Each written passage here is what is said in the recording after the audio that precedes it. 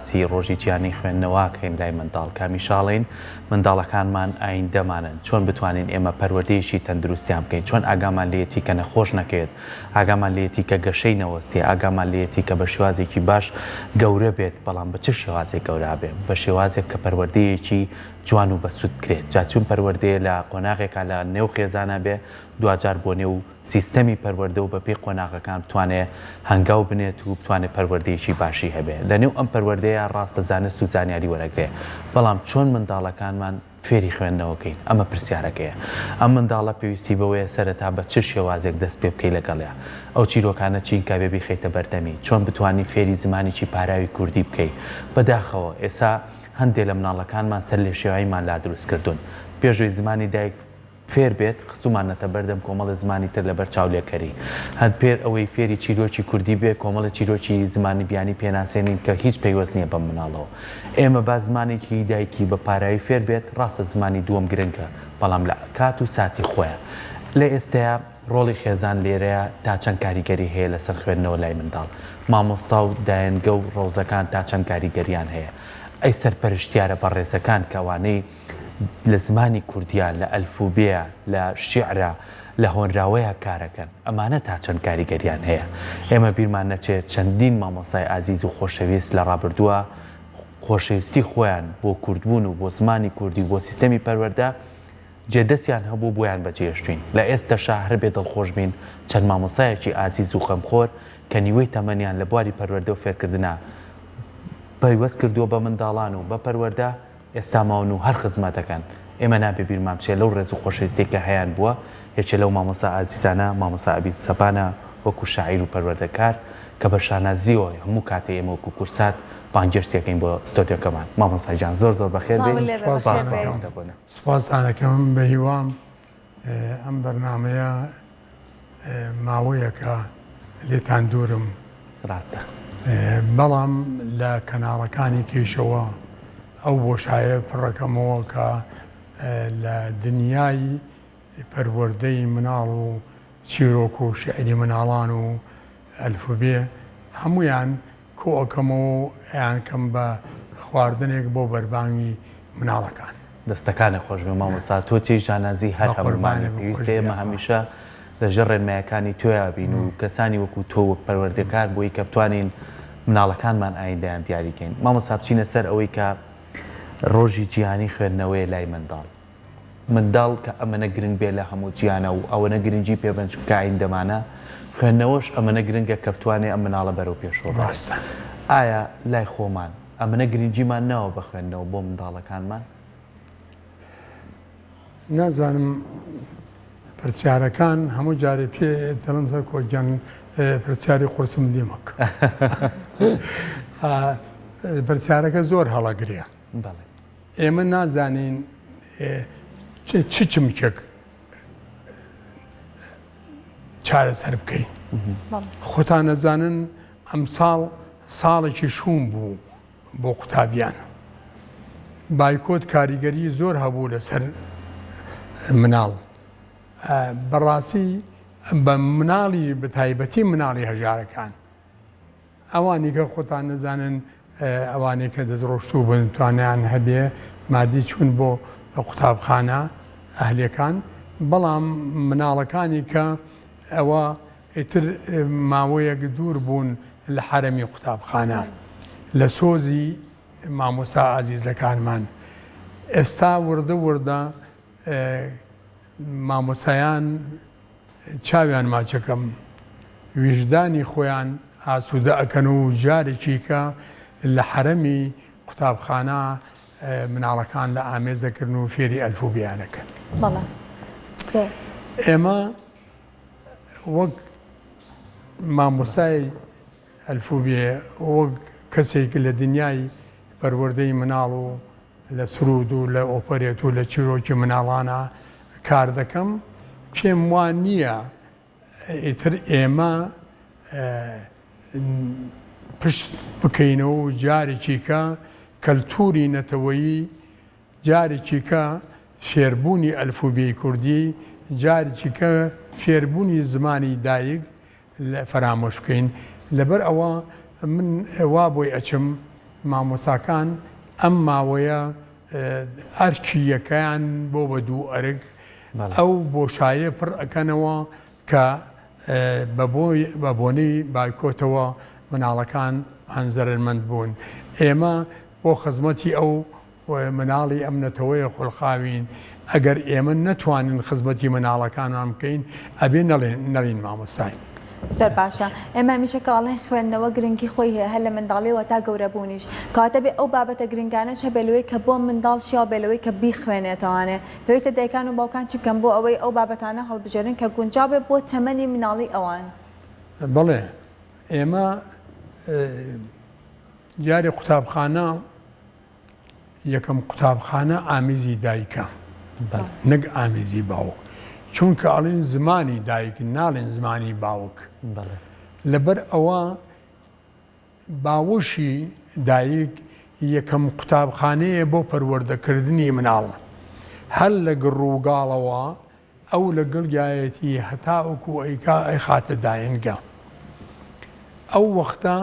ئەوەی بتوانێ ئەی خاتە داینگە و ئەوەی نشتوانێ خۆی ئەو بۆشایە پڕەکاتەوە کە مناڵەکانی کۆرپەکانی پێویستیانە. بەڵام وردە وردە ئەم خۆناغانە ئەچێتە داینگا و ئەچێتە باخچەی ساوایان و ئەچێتە پۆلیەک و سەروتریش هەر یەکیان بۆ خۆیان بەرنامەی تایبەتیان هەیە. ئەم بەرنامانە ئەبن بە مایەی خێر و بەرەکەت بۆ ئەو مناڵانەی کە ئێمە بمانوێ سبینێ بۆشایەک ئەوەی ئەمە نەمانتوانێەوە پڕی بکەینەوە ئەوان پڕی بکەنەوە. جارێکی تر من ئەمەوێ ئەوە بڵێم کە مناڵی ئێمە زۆر زیرەکن ئاسی زێرەکیەکەیان لە ئاسی مناڵانی نەتەوەکانی کە زیاترە. بەڵام ئێمە کات و وەخت و شێوازی حکومڕانی و شێوازی پەروەردەی و شێوازی بەرنامە ئەمانە هەمویان کاریگەریان هەیە لەسەر هزر و بیری مناڵ. ئایا ئەم بەرنامانەی کە دائەنرێت لە خزمەتی دایەنگە و لە خزمەتی باخچە و لە خزمەتی پۆلیەک و سەروترایە من ئەڵێم نا. چونکە ئەو بەرنامانە کە دائەڕێژرێ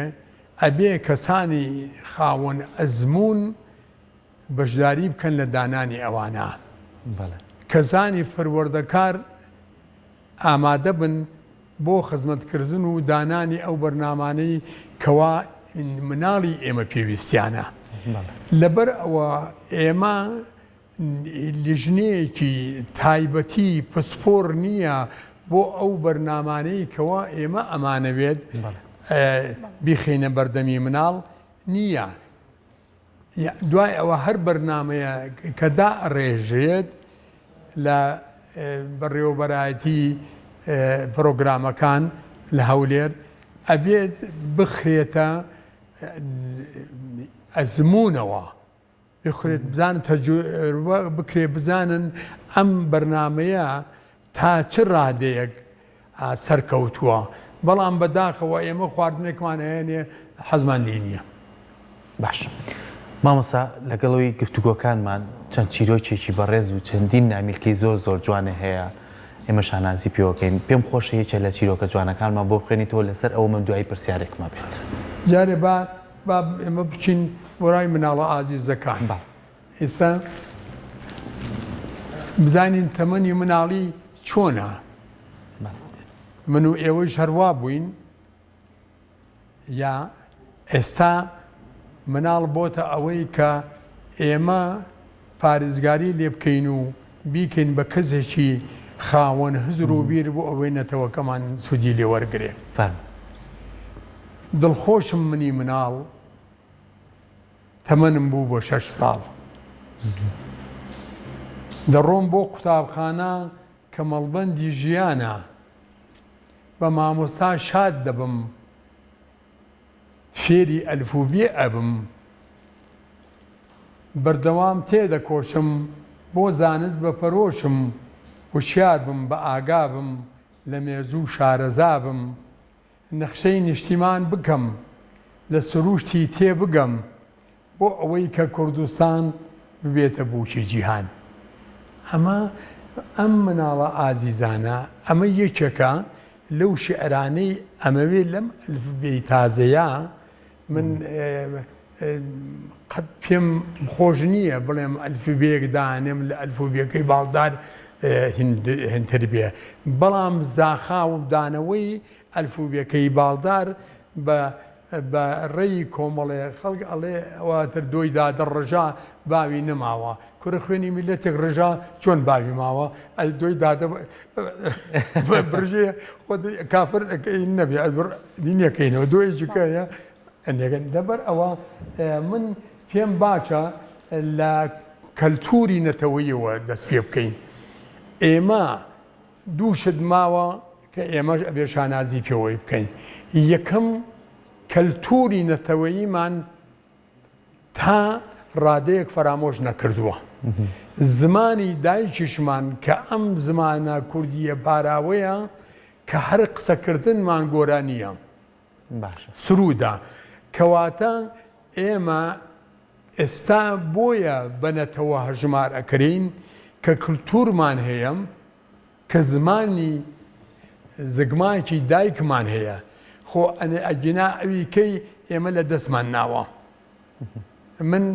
داوا لە خوا ئەەکەم لەم کەناڵی ئێوەوە کە دەرویەکمان لێ بکاتەوە جارێکی کە بگەڕێنەوە بۆ بەهاجوانەکانی نەتەوەیی ئێمە، بۆ ئەوەی ئەو کولتورەی هەمانە لە ناو نەچێ، ئەو زمانەی هەمانە لە پێناوی ئینگلیزی و فەڕەنسی و عەرەبی و تورکی و فارسیە یعنی فەرامۆشی نەکەین. باشە، جا من پرسیارەکەمەوە بوو مامۆساکە ئەو شیعرە جوانە و خوێنراوە جوانانەی تۆ هەتا تا چەند گرنگە مناڵەکانمان بەم وشە جوانە کوردیانە ئاشنایان بکەین. یعنی نەچینە ماڵێکەوە مناڵێک هەرچێکی پێڵێ ئۆکەی ڕاکات. ینی ئەمە بەڕاستی بۆ دایکەکە بۆتە شانازی نییە، تۆ زمان نازانێت. چەند گرنگە ئێوەی سەرپەرشتیاری بەڕێز، یعنی هەم لە سیستەمی خوێندنە لە دایانگەوە بۆ ڕەوزە بۆ خوێندنگە هەتا ئەچێتە قۆناغەکانی تر کۆمەڵی وشەی کوردی هەیە لێمانون بووە، پێویستە ئەم مناڵە ئاشنای بێ. تا چەند گرنگە دایک و باوکەر بەرپرسیارەتی بکە گەر وشەیەکی بیانی بەکارێنە جارێ با بۆستێ وشە کوردیەکە بزانێ ئەنجا وشەیەکی کە بەکاربێنێ. یعنی ئێمە مەینەتەکە لە خێزانەوە دەسویەکە. بەڵێ تەکنۆلۆژیا وای کردووە ئێمە نەک نەتەوەکەمان، نەک کەلتورەکەمان، نەک زمانەکەمان خۆشمان لەبێ شۆتەوە. ئەبینی مناڵێک تەمەنی 3 ساڵە 2 ساڵ و نیوە دایکی لەوە مۆبایلێکی پێ، باوکی لەوا پێێتی، کاکەجان لەوا پێێتی، خوشکەکەی پێێتی، ئەویش بێتاقەتە پەلاماری ئینەکە ئەی کاتە سەرتیب تۆپ و بۆ خۆی ئەجوڵێن بەبێ ئەوەی بزانێت چی ئەکات. ئەم کاریگەریە لەسەر مناڵ پێش ئەوەی زمان بینی بپژێ، پێش ئەوەی کەوا بچێتە قوتابخانە ئەبێ ئێمە ئاگاداری ئەوە بین. ئەم دایک و باوکانە قەرزاری خوا و میلەتەکەیان ئەبن و قەرزاری ئەو کۆرپانیان ئەبن کە بەرخەویەکەن بۆ ئەوەی ببن بە کەسێکی نمونەیی بۆ خزمەتکردنی کۆمەڵ و نەتەوەکەیان. بەڵام ئێستا ئێمە من بەڕاستی زۆر خەفەت ئەخۆم بەوەی کە مناڵی ئێمە پێی ئەڵێ وەرە ئازاد ئەڵێ نۆ کاکە تۆ بەمە گەورە نابی، بەوە گەورە بڵێ کەواتە ئێمە ناڵێن با زمانی نەتەوەیەکی کە فێر نەبووین. ئێمە قەت نەتەوەیەکی ڕەگەزپەرست نەبووین تەنها کوردمان خۆشە بێ، بەڵام ئێمە هەموو نەتەوەکانمان خۆش ئەوێت بە مەرجێک لەسەر حسابی زمانی نەتەوەی و کەلتوری نەتەوەی ئێمە نەبێت. زۆر باشە. جا مامۆستا پێشەوەی کە کۆتایی بە پرۆگرامەکەمامێ پێمان خۆشە گەمان لە بەرهەمێکی دیکە بێکە بۆ مناڵەکانت نووسیوە. باشە. ماشەڵڵا ئەمەنی نامیلکەی جوان هەیە مامۆستا. بەڵێ تایبەت بە مناڵان و با بزانین ئێمە بە تایبەتی ئێمە جلی کوردیمان هەیە. بەڵێ. ئێستاکە جلی کوردی بۆ بە مەینەتی بۆ ئێمە. ئیتر ساڵی جارێن لە نەورۆزە یا لە ڕۆژی جلی کوردیە خۆمان ئەڕازێنینەوە وابزانم جلە کوردیەکانیشمانە ئەو جلە کوردیە شۆخ و شەنگن نییە کە دایک و خوشکەکانمان لەبەری ئەەکەن. جلێکە ئەویش دەستکاریان کردووە کە لەگەڵ بەها جوانەکانی جلی کوردی و کەلتوری کوردی کۆن ناگونجیە. بۆ ئەوەی پرسیارەکەی دادگیانم لەوە ئەچێ بابەتەکە ماوەکەیشمان ماوەکەمان بەرەو کۆتا ڕۆڵ چەند دقەیەکمان ماوە بە پۆشاکی جلی کوردی. کچە کوردم نازدارم هەر لە دوورەوە دیارم، جلەکانم زۆر جوانن لە بەرجی ئەرخەوانن، سوخمەی بەرم خامەکە دەزماڵەکەم تەنکە، کۆڵەوانەی گوڵەنگدار بەشانم دادێتە خوار، سەرپۆشی گوڵداری سنگ ئاڵواڵای هەمەڕەنگ جوان بەسرم داداوە لەسەر شانم وەساوە، کەوای پولەکەی چنراو جوو تێپەقیانەی شیاو، شتوێنێکی شاڵەکی کەمەرە لەسەر کەللەکی، کراسەکەم تا دامێن پولەکە بەندین چین بەروپش گۆبەرۆکێ ئامادەیە بۆ بووکێ، فەراوێزی پێوەیە پڕ بە دڵی ئێوەیە، پانی بەرزی کوردانە شاینی بووکەخانە، تەقەی قاپقاپی نازدار دێتە گوێم لە نێوتەلار، تێی سەرسامی لاوانە مۆسیقای هۆش و گیانە. ئەمە بۆ بۆ کچ کوڕەکانیشمان هەمانزانێت چۆنە ئەوانیش ئەڵێ بمناسن کوڕە کوردم، ئازا وریا و نەبردم، پاڵەوانی تنگانم ڕۆڵەی ئەم کوردستانم، سەیدی ئەم بەرگە جوانە جێی شانازی کوردانە، فەستەکی جوان و پشتوێن شاڵی دەڤەری بتوێن، کۆتی باریکی دەگمن پیشەی خۆماڵی ڕەسەن، نیشانەی هۆش و بیرە کە لە پووری باپیرە، بڕوانە شاڵ و شەپەک چەند جوانە چۆخە و ڕانک، شەروان و ستارخانی براخانی لە شانی، نمونەی پۆشاکی هۆز ڕازاوەیە بۆ نەورۆز. ماوەمانە؟ ماندەی. کڵاش و پوزەوانە هی وەستای هەورامانە، کەوا و سەڵتەیش هەروایە بەرگی شێخ و مەلایە، مشکی و جامانە و کڵاو گۆرەوی بە بەنچنراو، کۆڵەباڵیش لە بەرما دەمپارێزێ لە سەرما، دەبا هەموو پێکەوە ئاوڕێک بدەینەوە، کۆشش بکەین بێوەستان لە شار و دەی کوردستان، بایەقدان بە کەلەپور یادەوەری مێژووی دوور، گەنجینەیەکی وردن ناسنامەی گەلی کوردن، پارێزگاری لێ بکەین هەوڵی زۆری بۆ بدەین، مافی لەسەر سەرمانە داخوازی هەمومانە هەمومانە هەمومانە. جان بابەتانە هەر خۆی گرنگی خۆی هەیە لەوەی کەەوە منداڵە هەر لە منداڵی و ئینتیمایەکی زۆری بۆ نیشتیمان دروست ئەبێت لای تەبعەن ئەوە ئەهەم ئەو مناڵانە کە پەروەردە کرد بم بەرگە جوانە، ئیتر ئەم سترێجان پسکە و ئەم گۆرەویە ئێنە و ئەم بلووسەی کە نایەڵێ هەناسەبا وازی لێنێ، بەڵام ئێمە چی بکەین ئەم چاولێگەریە وای لێ کردوین ئێمە